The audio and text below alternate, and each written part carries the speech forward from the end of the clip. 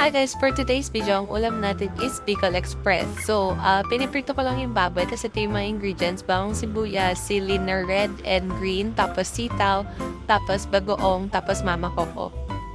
Yan. So, kapag medyo luto na yung baboy, lagyan mo ng asin at saka ng paminta, and then ilagay mo na yung bagoong. Nilagay ko dito yung Vario Fiesta na manghang. Tapos ilagay mo na din yung bawang sibuyas, and then mix lang. After nun, naglagay ako ng konting tubig, tapos pinakuloan ko yung baboy para mas lumambot siya. Kapag medyo makulo na siya, ilagay mo na yung mama coco na fresh gata. Pakuloan mo lang ng konti, and then ilagay mo na yung sitaw or yung swing beans. After nun, wait mo lang ng konti, tapos magmamantika siya, tapos saka mo lang ilagay yung sili na red at saka green. Tapos yun na, tapos na, diba? May silang.